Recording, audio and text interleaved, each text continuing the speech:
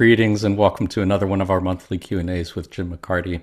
My name is Jonathan Tong and I'm facilitator for the Seattle Law of One study group. We can be found in the list of study groups at the LNO Research website shown on your screen.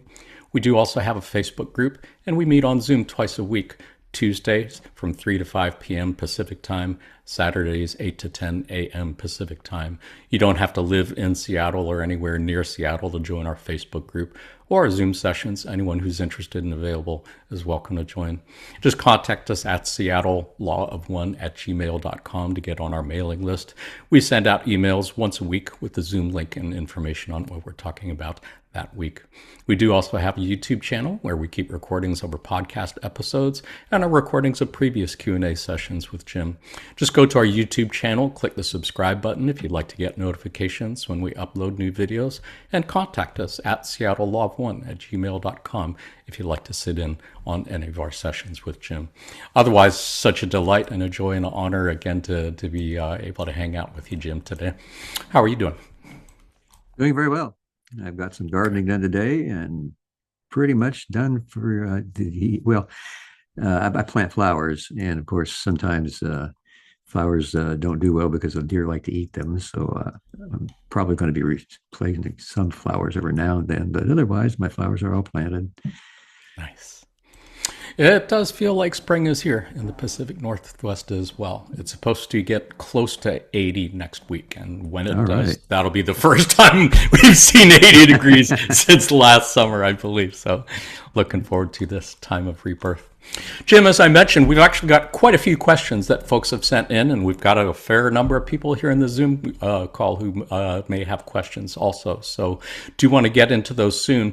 But I know that you also have a special treat for our viewers today, and that is a recording of our dear friend Carla that you wanted to share with folks. Do you want to talk a little bit about it? Tell us what it's about before we listen. Okay.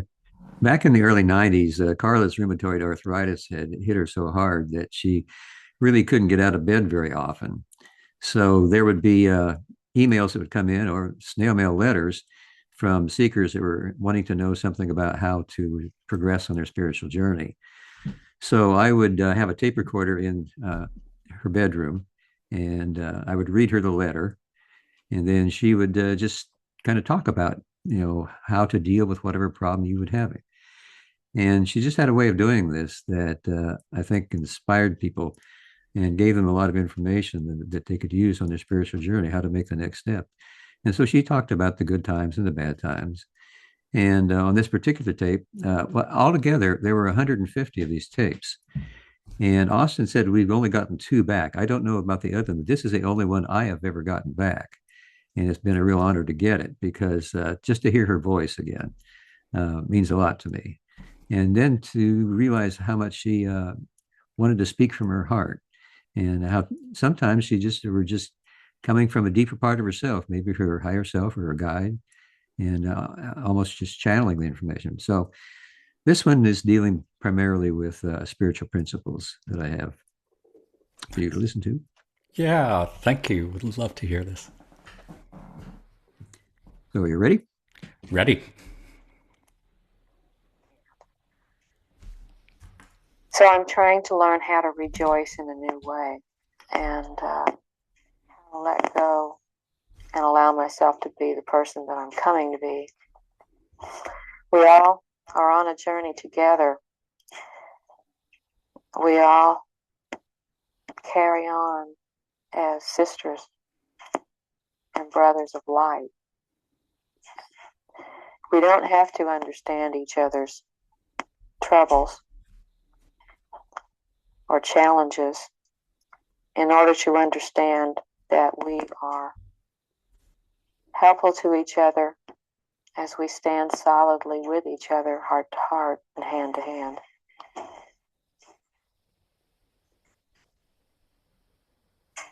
Crying, laughing together, and looking at the black comedy that life is and allowing it to be okay. Because behind the black comedy of this illusion, there is a wonderful light place, a safe and authentic place of meeting between each of us and our Creator, a place where our real selves live and move, have their being.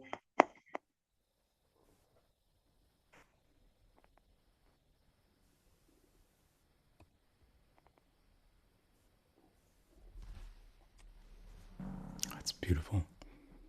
Is that it, Jim? That's it. It's short. Yeah.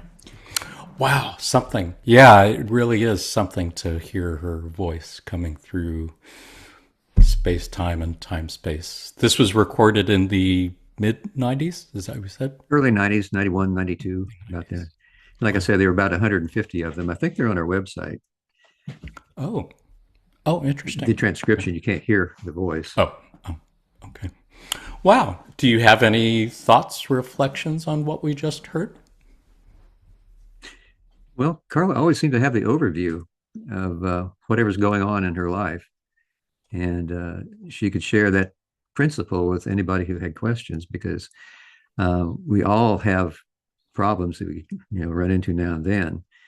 But when we're in the midst of the problem, sometimes we can't see anything other than the problem.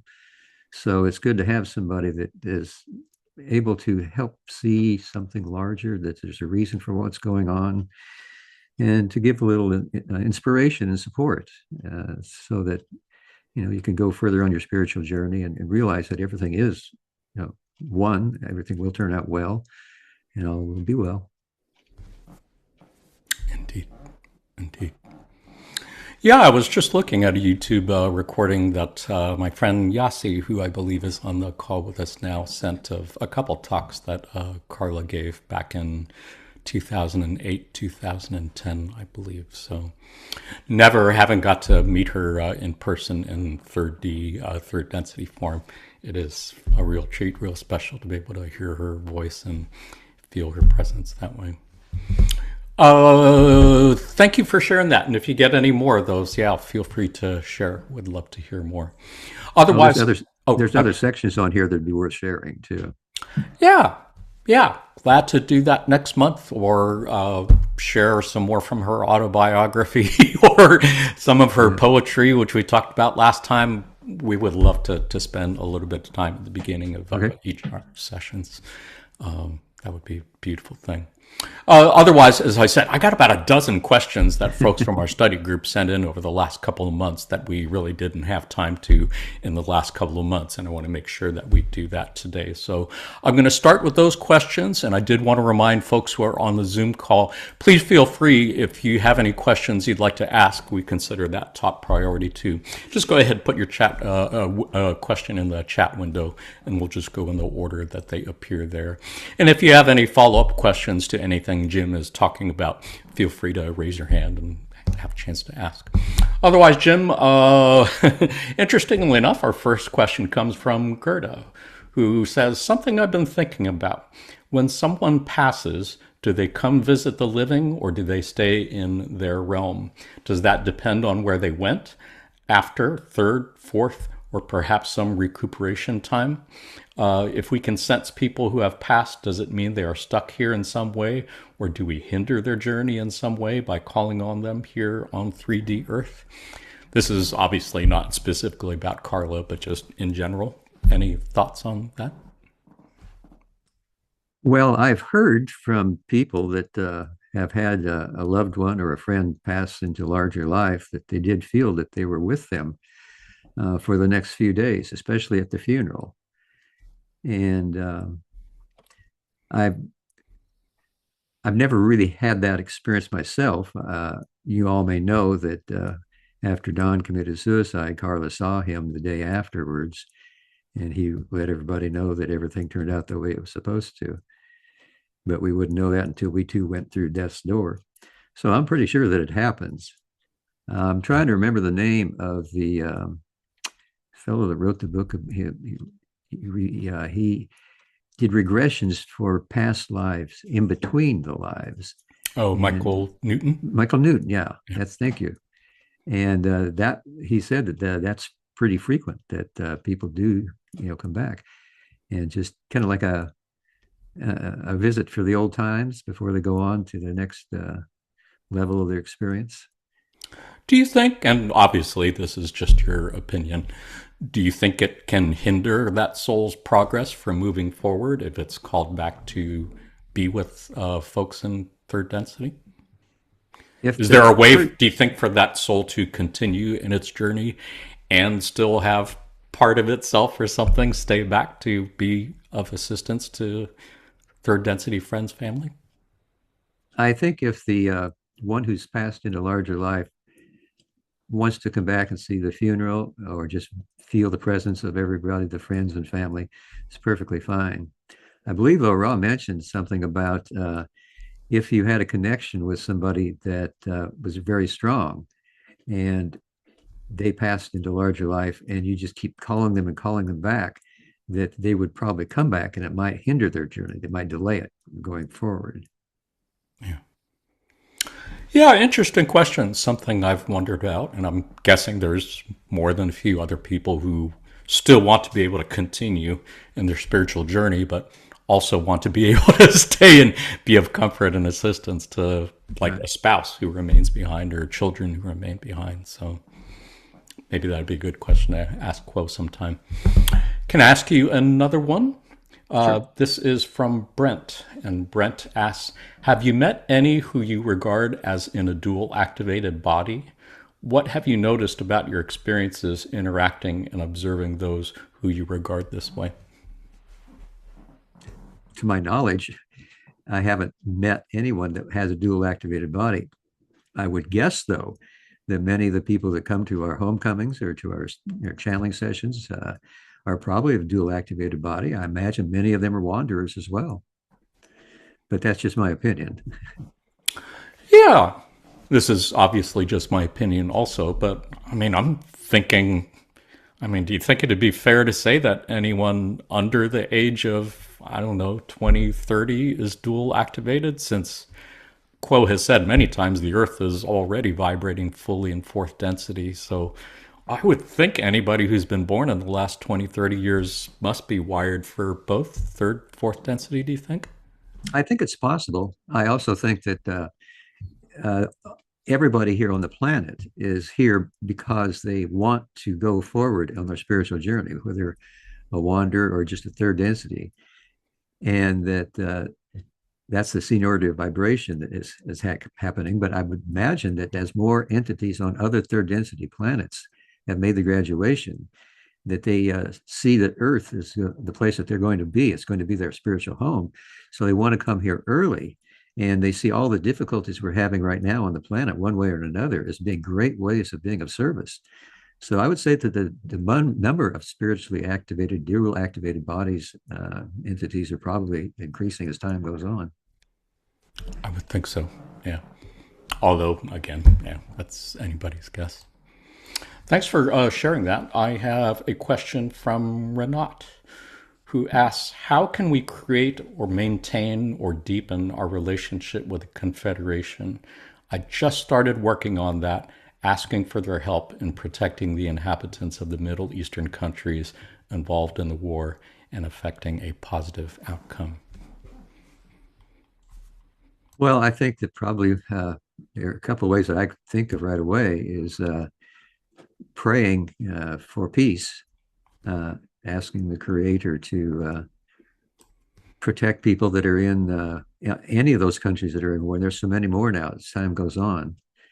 And I say that also probably meditating and sending love and light to everybody in that country or the countries that are involved. And then just remembering them on a daily basis. Uh, every evening, I have the Gaia meditation that has basically that purpose to, and anybody can join that at any time. You just have to make it your uh, will to be there, whether you're there at the correct time or not. So, join groups like this one and talk about what's going on and ask for each other's help. I think we can help each other. Yeah, I appreciate your mentioning the Gaia meditations. That was the first thing that came to my mind also. And We usually do a 20-minute guided meditation in our Tuesday, Saturday Zoom sessions with the Seattle group. And I know there are other Law of One study groups that do the same thing. So, yeah, any viewers who are interested, go to the LNL Research website, click on the Connect button tab at the top, find the study groups tab, and yeah, see if you can find one that you vibe with. Check out the Seattle group or check out other groups, but find one that you can work with. As Ross said, those who together seek shall far more surely find, right? Let's see. This is a question from Mercedes.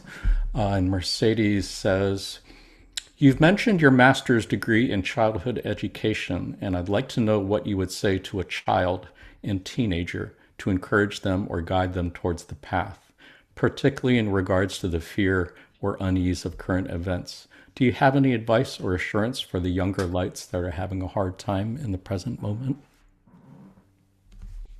Well, when I was in teacher corps dealing with these children, I don't know if there would be any way that I could have helped them with looking at the world around them.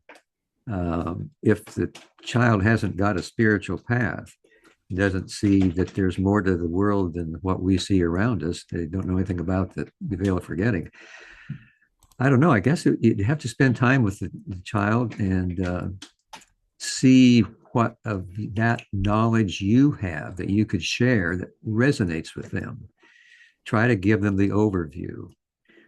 Take your own spiritual journey and take them on a few steps with you on that journey and just see how they react.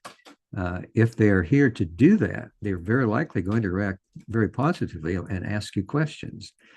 So when they ask questions, then do your best to give your answer from your heart. Speak your heart. Let them know what you feel about it. And if you don't know something about it, say, well, in that particular case, I'm not sure, but I know that there is a higher way. So I would just say, share your journey and do it authentically from your heart. Yeah. Do you have any recollections of your own parents? Any particular way they guided you or didn't guide you that you found, looking back on it now, was really helpful for your own growth and spiritual journey? I don't think I could have had better parents in the universe. My mom and dad were both raised in situations during the Great Depression. They were what was called then dirt poor. And they didn't have much to live on. And dad had to quit school at 13 to get a job, support the family. And I think my mom was doing basically the same thing. So they decided to have one child and to give him or her everything they never had. And so they just gave me, they didn't care what I was doing as long as I was happy. Now, when I moved to the woods of central Kentucky, they thought, we were raised that way. We were hoping for something better for you, but if that's what you want to do, that's really funny, actually. Yeah. Yeah, they visited me a number of times, and I created an outhouse for them so they could stay in the cabin. I could put my bee supplies in. I kept bees, and so we had a great time. But when I joined Don and Carla, they were really glad to see that I was in a really nice home. But they just wanted me to be happy. That's all. Yeah. Did they have any particular spiritual, religious beliefs? Did they ever talk about that with you? No, I don't believe they did. But I believe they were definitely service to others. Yeah. My dad was a grocery store manager, and my mom kept the books and sometimes ran the cash register and stocked the shelves. And when somebody wanted something, Dad would take them over to show them where to find this or that object, that food. And I think they were definitely service to others, but I don't think they had any real spiritual path. Yeah. So many other souls like that, I'm sure. And it's nice to know that you don't have to know about the law of one or believe in the law of one to graduate. Didn't Ross say something to the effect that it's actually important that somebody not believe they understand the law of one to graduate? Understanding is not of this density. Sure. I'm reminded of that every day. I have another question from Gigi, who says, I want to ask about biorhythm, your best understanding of what it is exactly, how to calculate it. If I use it, will it make you a better person for the planet? Well, my best understanding of the biorhythm is kind of like a sine wave. It goes up and down, and there's a middle line there.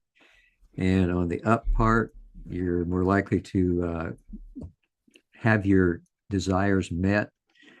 When you go through the part that goes across the line, there's more likely to be problems. You're on the bottom there, you're going to have more difficulties. So, um, when Ross spoke that in regard to Carla and me and Don, they suggested that that wasn't something we needed to worry about uh, because we're conscious spiritual seekers of truth, and so we would just need to take our step one at a time, make a plan for how we wanted to live our life, and then to go ahead and do it, and to help each other do it.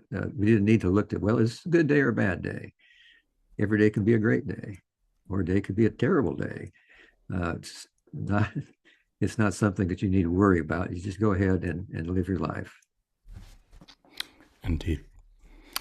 Yeah, good advice for sure on so many different levels.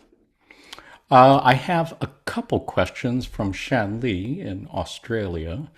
And she says, Jim, first want to thank you for taking the time to answer our questions. Her first question relates to whether there is a discernible presence that spiritual entities emit when they make contact with us or when they enter our space. For reference, how would you describe the presence of Ra? Was there a particular scent, bodily sensation, emotion, temperature change, or perhaps an atmospheric shift that you could sense viscerally?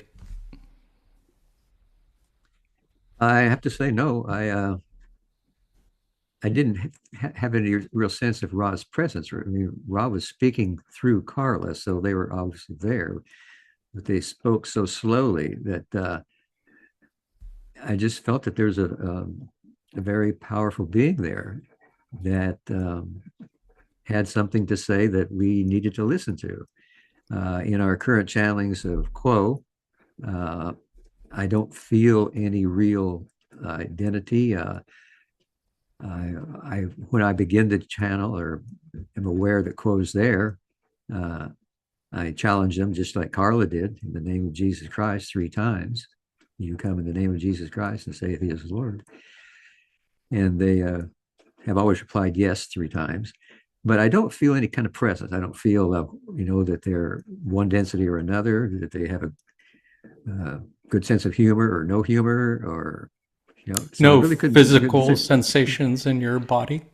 No. Back in the early days of channeling, when I was going up to Louisville from my place in the country to visit Don and Carla and take part in the learning how to channel sessions, there was something called conditioning that occurred, that your mouth would open and close, your tongue might slurp, maybe the hair on your arm would raise or the hair on your neck would raise, things like that. And that was called conditioning, but that is long ago. I've never felt anything like that for years. Interesting. Yeah, thanks for sharing. Thanks for that question, Shan. Her second question, I'm aware that expressing unconditional love and acknowledgement for the negative other self is essential when faced with spiritual or psychic attacks to mitigate the suffering involved. Regarding the spiritual or psychic greetings that you, Carla, and Dawn experienced, was there a certain meditation or ritual that you followed to either successfully negate or lessen the symptoms associated with the psychic attacks? If yes, could you please pinpoint some specific aspects of the ritual? Well, Ra actually suggested to us how we should handle any perceived psychic attacks. And what they suggested basically was to meditate and send love and light to the entity that was sending the psychic attack, and then send love and light to the nature of the psychic attack, and then to surround ourselves with an armor of light.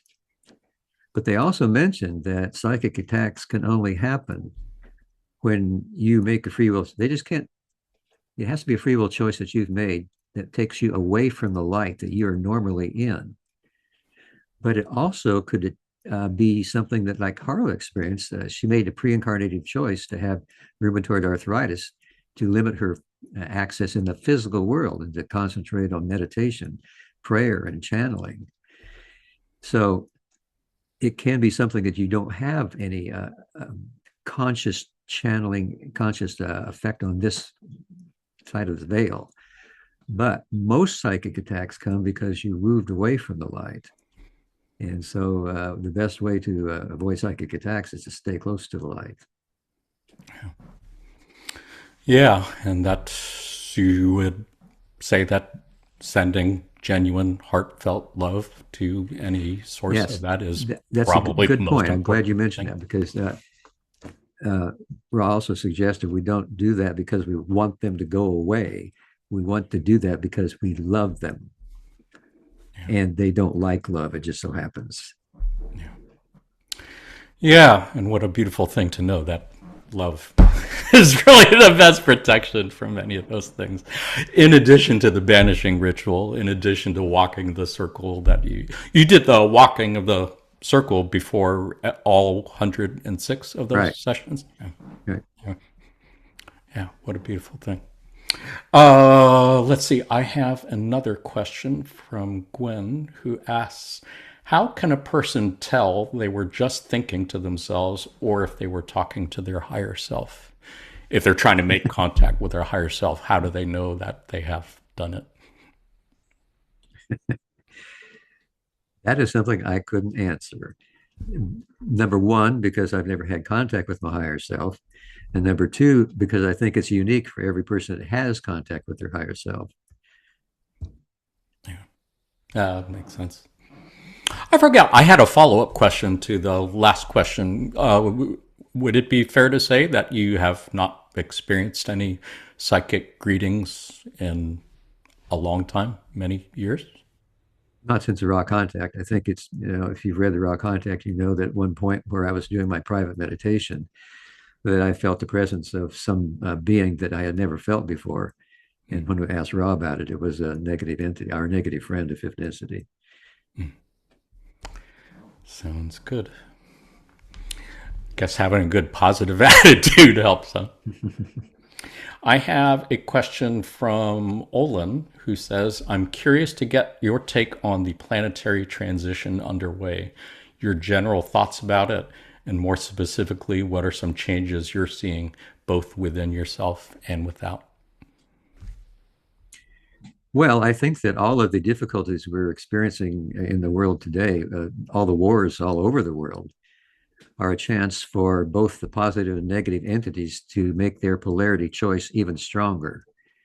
And I think that is what's really happening. Ross suggested that there's about between 100 and 700 years left in our third density. They couldn't be more precise because our population was too volatile. But that volatility is something that provides all of us with a way of deciding which side we want to be on and how we want to do that. Do we want to pray for peace, or do we want to go to war? Do we want to help people that have suffered difficulties? The way I have done this is basically I have two different donations I make on a monthly basis. One is to the Red Cross that deal with tragedies, hurricanes, tornadoes, flooding, fires, car accidents. And then with the Family Scholar House. And this is a place where single women that have been abused by their husbands take their children so that they can have a place to live and food and clothing. And they learn how to earn, how to make a living, support their children. So I donate to them on a monthly basis as well. And I also pray for peace every night. Beautiful. Yeah, thank you for sharing that. And yeah, I'm guessing there's more than a few people who are feeling the sense of intense polarization in the world and intense catalyst and are having some difficulty, challenges maintaining an open, loving heart. So appreciate the advice on that. I have a question for, I did want to let folks on the Zoom call know I've got about 4, maybe 5 more questions on my list, and then that's pretty much it.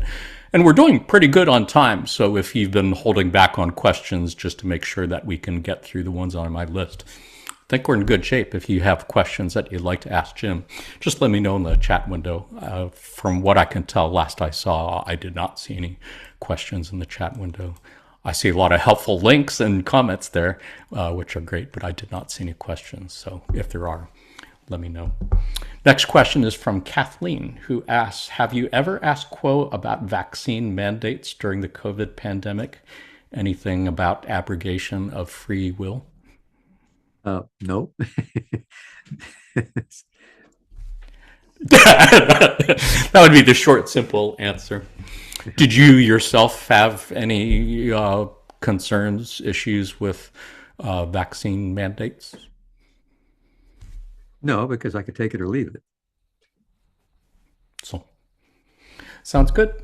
Have another question from Laura, who says, I just want to ask Jim what he wants to do most from what he knows is across the veil. What sounds the most exciting to him from what Ra has described? I just want to be of service to other people however I can. Being on Zoom meets like this, or making those donations, or taking my neighbor's newspaper to the door every day because he's got colon cancer and it's hard to get out. Going across the street to my neighbor's, so she's in the care home, and taking care of all the birds and the squirrels by putting bird seed under floors, the sidewalk, and the bird feeder. One thing and another. Nice. It's beautiful. You are definitely being of service to us, that's for sure. Appreciate it.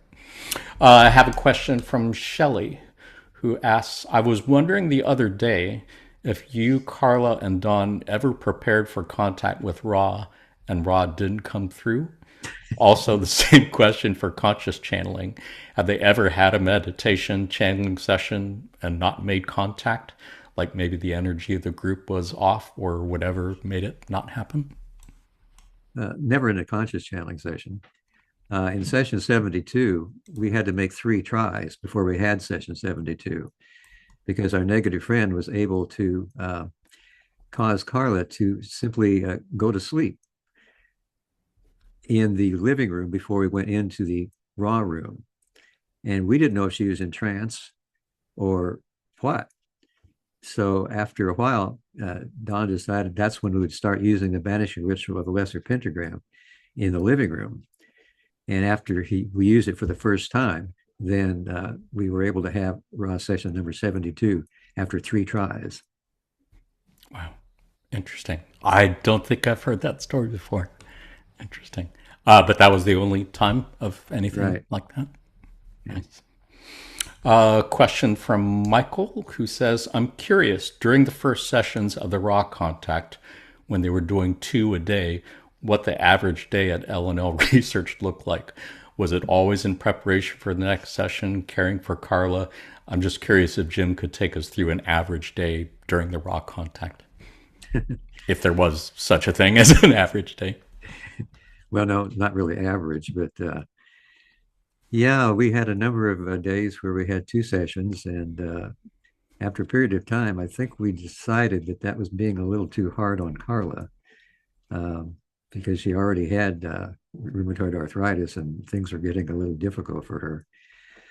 But basically what we did, the night before we had a session, we got together and we looked over the questions we'd asked the previous session and then tried to determine some more questions that would follow up and to continue going down the same road. But many times when Don would ask a question, Rob would give an answer that was so inspirational in another direction that the question we'd hoped to ask didn't get asked for a while because he wanted to follow that path. And also sometimes Don, during our pre-Raw meditation in the living room, another question would come to him. So basically, we would determine the questions to ask, and most of the time, those questions would get asked, but not all the time. There were things that happened that, Don would find another one he wanted to ask, or I would give an answer that went down another road that was even better than the questions we had. Wow. Did you have any post-channeling rituals or habits or things that you would do to kind of adjust to normal space time? Well, no, I would take the cassette tape and go into the office and start transcribing it right away. And Don would be out in the hall waiting for every page to come out of my electric typewriter. Wow. And then later on, Carla and I would take a speed walk.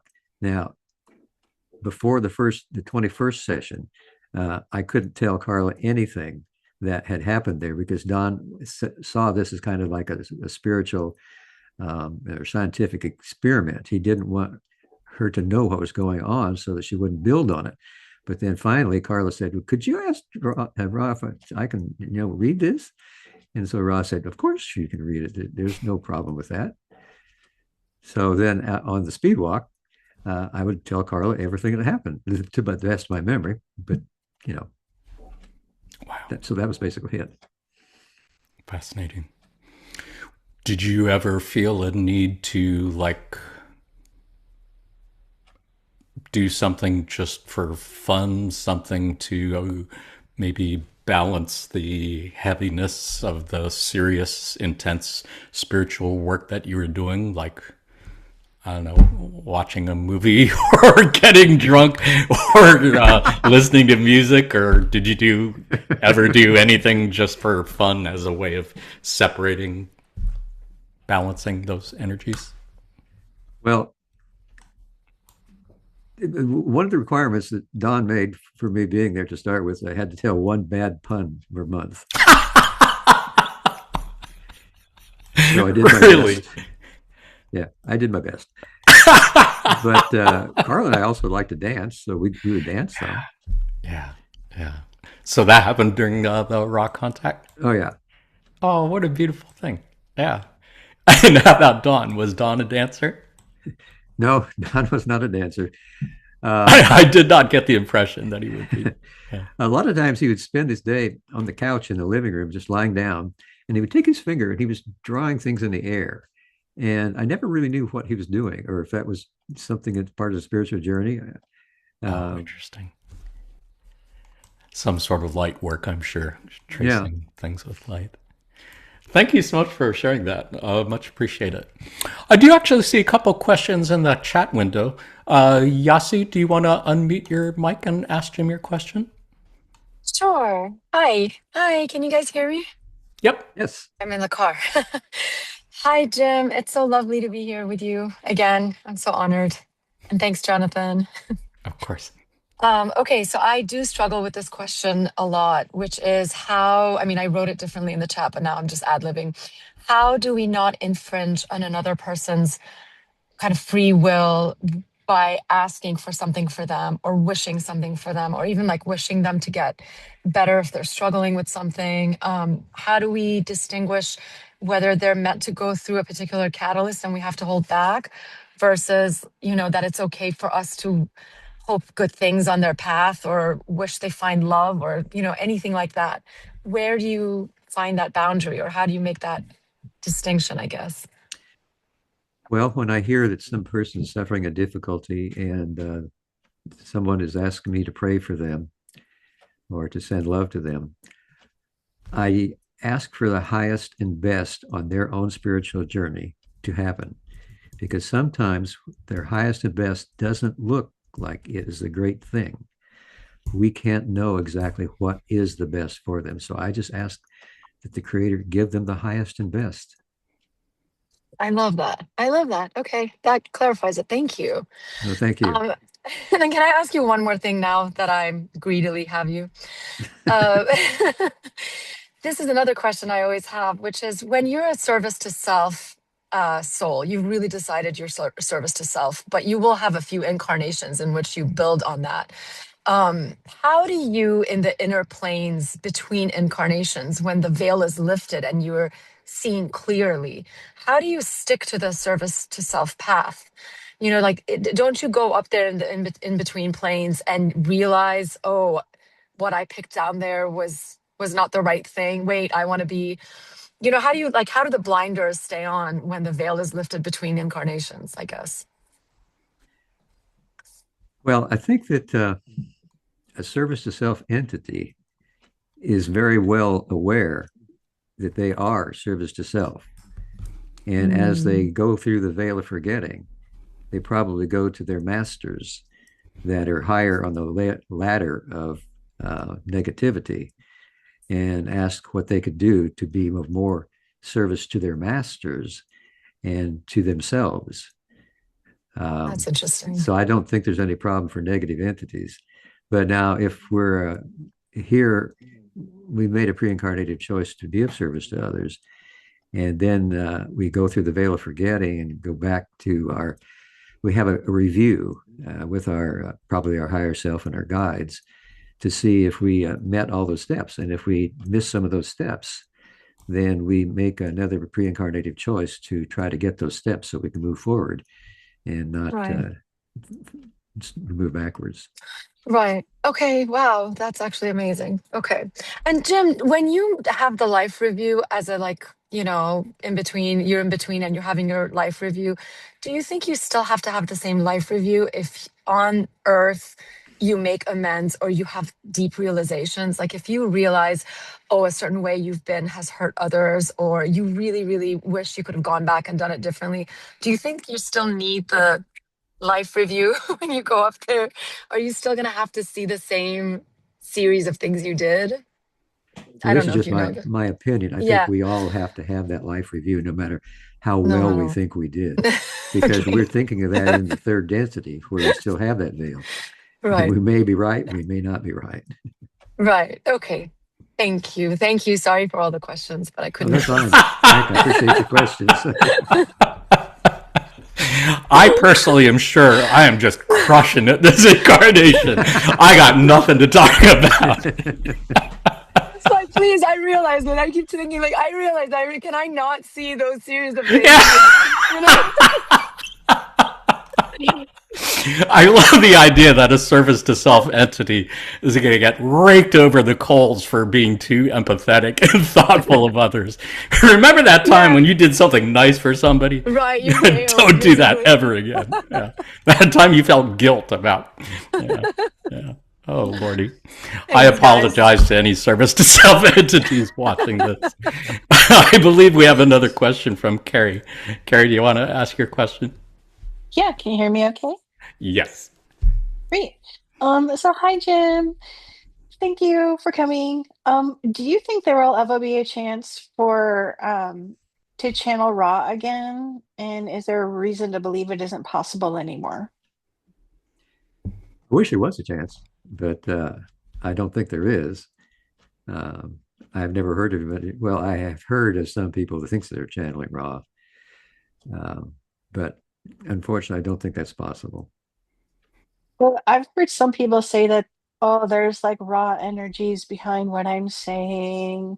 And they say that they have like a personal connection with raw. They don't necessarily channel it. I haven't heard of other people channeling it, but I have been curious about whether or not, because I remember a lot of it was the deep questions that allowed the connection and the type of questioning, as well as the three of you in particular together. And so, um, yeah, I mean, I guess I was just thinking if the deeper questions might come, if that could trigger it. Well, that I don't know, but I do know that before Ra was able to make contact with our group, they were making contact in dreams with various wanders just to give them some inspirational information. So I think that's probably still possible. Nice. Yeah. Yeah, if I remember correctly, there was some part of the Raw contact where Raw was saying they had been searching quite a while for just the right energy signature to make contact. And when the three of you joined together, they compared it to like a paint chip, finding a paint chip of just the right color, of just the right personalities, the right purity, I would think, of service to others that allowed them to make that contact. Yeah. Hard to imagine another single person or another three entities matching that paint chip, but who knows? There are many other channelers out there to be sure. Jim, we have another question from Elaine. Elaine, so great to see you. Hey, hi, Jim. Hey, Thanks for Elaine. being with us today. It's always wonderful to see you. Um, Going back to the question about dual activated bodies and fourth density, do you think that when you are working in your garden or working the land out there in nature, you are vibrating with the fourth density vibrations of the planet? Like the veil kind of drops away? Well, I hope so. That's my intention. Yeah. When I plant my plants, I use the regular fertilizer that they suggest, but I know that love is the best fertilizer. So Mm. I plant them with love. And I would imagine that the fourth density beings are appreciating my plants. Ross suggested that gardening was a good way to attract the divas and the nature spirits, and they're very positively oriented. So um, I think I have some in my yard and gardens. Mhm. Thank you. Nice. Thank you. It's nice to think of that. You've got all kinds of little fairies and critters from fourth density Yeah. flitting around in your gardens. Yeah. Well, actually, one of our board members, Beatrice Gonzalez, told me where they were. They're right outside my bedroom window where I have a statue of St. Oh, Francis. mm, Oh, nice. Beautiful. so beautiful.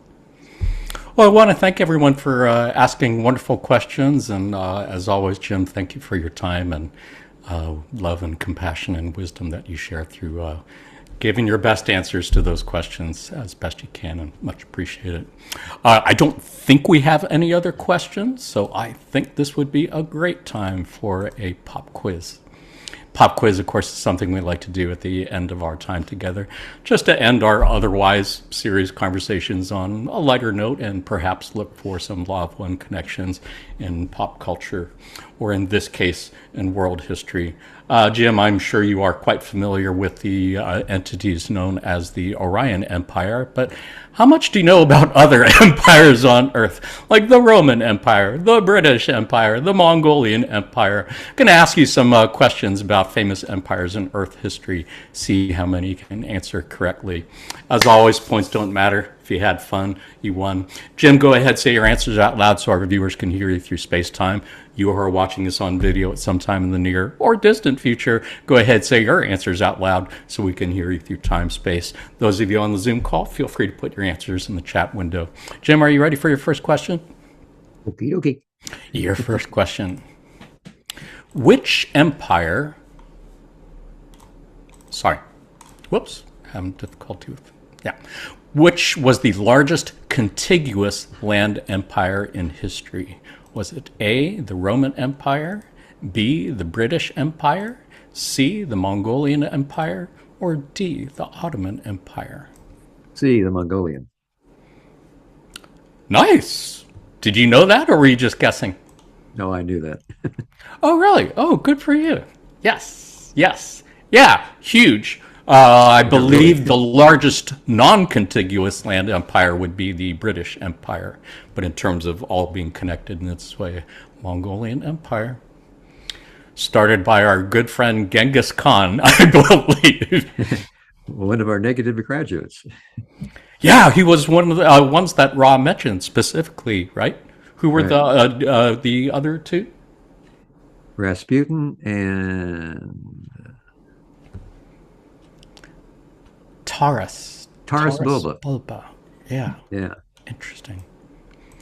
Yeah, I remember Gary asked a follow-up question about Taurus Bulba, like in a channeling session not that long ago, a few years, and said that it was indeed a fictional character, but that the fictional character was in fact based on an actual person who preferred to keep their identity secret.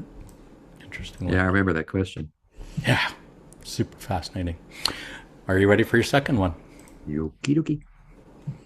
Who was the first Christian emperor of the Roman Empire? Was it A, Constantine, B, Augustus Caesar, C, Marcus Aurelius, or D, Commodus? Hey, Constantine. Nice. You knew that one too? Yeah. Nice. Yeah, according to legend, a cross appeared to Constantine in the sky or in a Wow. dream, accompanied by the words meaning, "In this sign you will conquer." He is considered the first Christian empire and a turning point in the Christianization of Rome. And I don't know who did this painting, but apparently it's Beautiful. hanging in the Vatican. Yeah. It is super interesting seeing how many times the cross and 90-degree angles appear in the archetypical mind, that this really powerful symbol could be used both for positive polarity and for negative polarity of empires and conquering, for sure. You said your parents didn't make you go to church or anything like that when you were a kid, right? They didn't make me go to church, but I went to church with them. They Oh, Dad. wanted me to wait until I was 12 years old to be baptized, so would know what I was getting into. But and I was raised in the Presbyterian church, but it really didn't speak to me. Nice. Yeah, so different for all, but obviously can be a very positive or negative thing. Your last question, you're doing 2 for 2. That's pretty good. How about one more? Which flowers originated with the Ottoman Empire? Was it A, roses, B, tulips, C, irises, or D, dahlias? Oh, let's see. Nice. Dahlias, D. Dahlias. Yeah, they are beautiful. I do seem to remember some sort of connection with dahlias in Eastern Europe. But the correct answer, interestingly, is C, the Ottoman Empire. Tulips. Although we usually associate tulips with the Netherlands, tulips originated in Central Asia and were heavily cultivated in the Ottoman Empire by the 16th century, becoming a symbol of power, wealth, and divine beauty long before reaching the Netherlands. And the tulip period from 1718 to 1730 was considered a time of cultural renaissance in the Ottoman Empire. The tulip was highly prized, and its shape resembling turbans, it became an emblem of nobility and the Ottoman elite. You got tulips in your garden, Jim? Just a few. I have lots of dahlias. They're one of my favorite flowers. Oh, nice. What is it about dahlias that makes them your favorite? The different colors and the size. They're a big bloom. They are beautiful. And Yeah. like snapdragons too, because they're very colorful. Oh, nice. Yes, yes, love all of those. Not a gardener myself, but I definitely appreciate the beauty of the flowers. Jim, want to thank you so much thank you so much for spending time with us again today and sharing your love and wisdom.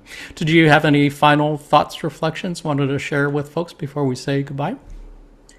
Well, I appreciate all your questions. You know that I'm giving you my opinion. And I know that your questions come from your heart. And I'm trying to get my answers from my heart so that together we can form our little social complex, memory complex, based on the heart of each one of us, the Creator's love flowing through our hearts to each other. And we have connections here, hopefully, that will last for the rest of our lives. And I love you all. Indeed, we love you very much. Thank you for keeping those connections. Thank you, Jim, for all you've done and continue to do in service to others. To all our friends at L&L Research, thank you for all you've done and continue to do in service to others. To all the folks who joined us on the Zoom call today, and there's more than a few, thank you for all you've done and continue to do in service to others. And to you who are watching this on video at some time in the near or distant future, thank you for all you've done and continue to do in service to others. We are sending you our love light, and we are receiving yours. Until next time, in the love and light of the one infinite creator, Adonai. Namaste.